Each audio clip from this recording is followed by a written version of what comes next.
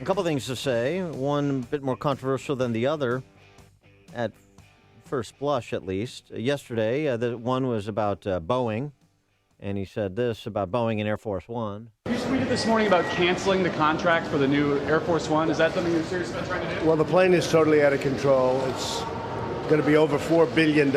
It's for Air Force One program. And I think it's ridiculous. I think Boeing is doing a little bit of a number. We want Boeing to make a lot of money, but not that much money. Okay, thank you. I mean, is Boeing robbing us blind, us taxpayers? Well, again, there's nothing should be exempt from scrutiny, but there's some suggestion that this was a response to Boeing CEO Dennis Muhlenberg. Granting an interview to the Tribune, right? Well, criticizing Trump's suggested policy of imposing tariffs on companies that build facilities overseas to sell products back to the United States, which is troubling public policy. And frankly, the Boeing CEO it wasn't overheated in any way, shape, or form. It wasn't anything that he hasn't heard from, economic advisors like, say, for example, Stephen Moore, chief economist at the Heritage Foundation, who joins us now. Steve, thanks for being with us. Hi, guys. Hey, so what about that Boeing comment, and was it a kind of response to the Boeing CEO weighing in on Trump trade policy, or was it just an example that Trump is willing to scrutinize all federal spending, including on the defense side, even Air Force One? Well, it's a good question. It's the right question to ask. I honestly don't know. I mean, I didn't talk to him about this. I wasn't in the room when he tweeted this stuff out. But I will say this. I hope his motivations were good because, the cost of federal overruns in terms of all this corporate welfare that we're giving to companies like Boeing, then they just rack up these gigantic bills. The cost overruns cost tens, sometimes hundreds of billions of dollars to taxpayers. And I think it's a very good thing if you say, look, there's a new sheriff in town. We're not going to take these cost overruns. We're not just going to keep writing you checks if your costs go out of control. This is a builder. This is a guy who is a real estate guy. He built buildings. He knows what it's like to deal with contractors who try to bilk you out of money. I thought he was standing up for taxpayers here. I mean, what's wrong with saying, you know what? We're not going to pay you these excessive charges. We're not going to make taxpayers pay $4 billion for a plane that's cost $3 billion. Now, the one thing that would cement that viewpoint is if Donald Trump said, and oh, by the way, we also should eliminate the Export-Import Bank. I know that some Republicans on the because I know I'm with you on that. I know you are. I would love to see that happen. I know. I hope it's on the chopping block. I hope it's on the chopping block. And the importance of that would be to send the message. I know Republicans, you think that this corporate welfare is okay and other is not. No. Across the board. And Boeing is the beneficiary of loans from the Export-Import Bank, and that stuff needs to go away. That's real money over there too. I think it's a great idea. But look, what I don't want Donald Trump to do is get in the business of using the power of the federal government to punish businesses who don't do what he wants them to do. Right. And I'm not accusing him of doing that, but I think I think that charge has been made, and it is true that he's had some spats with Boeing. So and look, we're not going to. And when it comes to the deals that he's been making, we're not going to be able to rebuild the American economy one business at a time.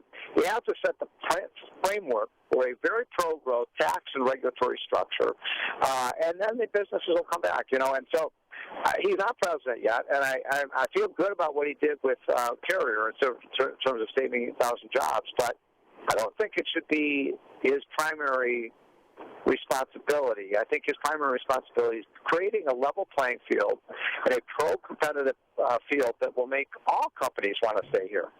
Now, this happened within the last 10 minutes. The Boeing CEO, what is his name again?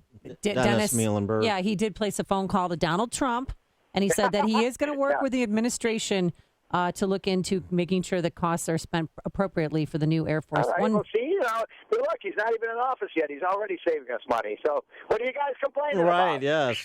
Well, now, on some other good news, Trump announced yesterday that he secured a $50 billion investment in the United States, projected to generate 50,000 jobs. Yeah, that's huge. From SoftBank Group Corp CEO Masayoshi Son, who is a Japanese billionaire.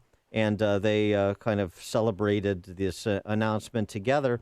So that is great news, and foreign investment is great. So doesn't that mean that Donald Trump should stop jawboning trade deficits and talking about Japan ripping us off? Well, look, trade deficits are not really that important. If we're increasing our exports, then it's a good thing. So we're creating jobs and we're creating providing low price, products for American consumers. But, look, let me answer that in a different way. I mean, this guy's off to a great start. I mean, he's basically, look what's happened to the stock market. Yeah. Look what's happened to consumer confidence, higher than it's been at any time in 20 years. Look what's happened to, even his approval ratings are pretty high. Even Democrats I talk to say, this guy really is serious about getting the job done. And he's got the taxpayers back. He's got the back of these workers who, many of whom never voted for Republican before in their life.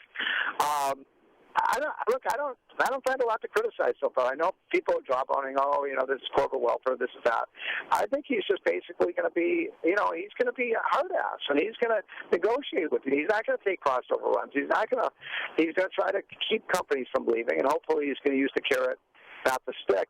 And he's going to bring revitalization to every state in the Midwest except for Illinois, because you guys didn't go for him. Yeah. Right. Well, Stephen Moore, I'm kidding, folks. I'm kidding. Yeah. Stephen Moore, you did criticize Donald Trump last week when we spoke with you because he is interviewing and deciding whether or not to have Mitt Romney be his Secretary of State. Oh, yeah, that's got it. I feel very strongly about that. I mean, I got a lot of tweets out from your loyal listeners, too, saying, right on, Steve. And I don't know if you saw, I dusted up a little controversy with did you guys see my statement about Taiwan? Yes. I said, for those who didn't see it, I said, good